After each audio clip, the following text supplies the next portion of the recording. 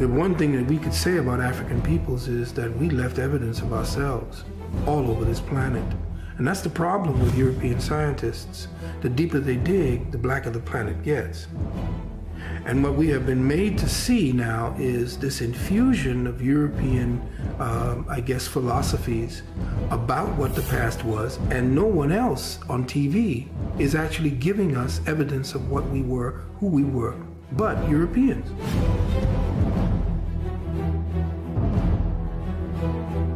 Every person has the right to know their ancestral history. Every person, no matter where they are in the world. Most of world history, 90% of world history is African history. And even at 10%, Africa was extraordinarily involved in making it what it is. You won't find a painting, you won't find a statue, you won't find a monument anywhere prior to 1500 that isn't Africoid in some way, shape, or form.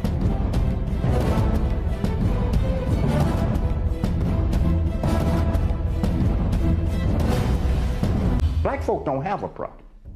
White folk got a problem. Black folk problem is that white folk got a problem. The real problem we have is white supremacy. The real problem we have is the perception people have of us.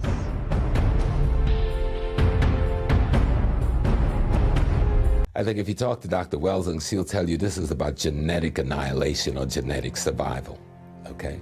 It's about genetics. Who will survive America? Who will survive the world?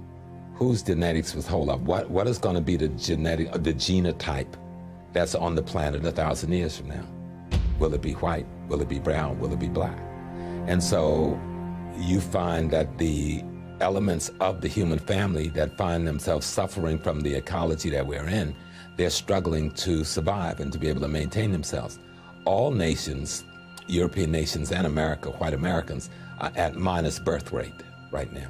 Not zero birth rate, where they're keeping up with the natural death. They're at minus birth rate.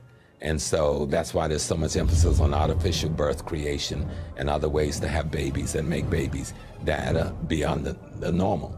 And you'll also find that this adopting black babies, the Haiti thing, getting the children out of Central African Republic and Chad, adopting Filipino babies, Latino babies by the white community on such a high level, it is to infuse their gene pool with the melanin.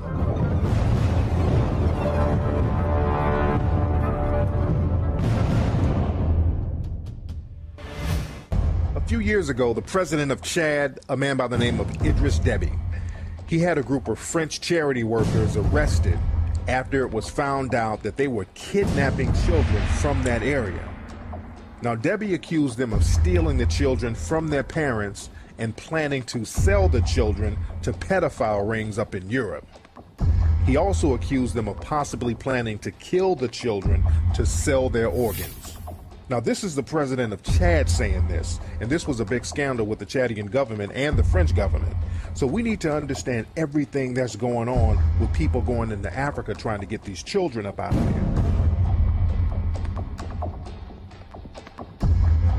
There's a war being waged on melanated people, and melanated people, people of color, should realize that a war is going on. A lot of melanated people do not realize that this war is going on, and this war is going on an educational front.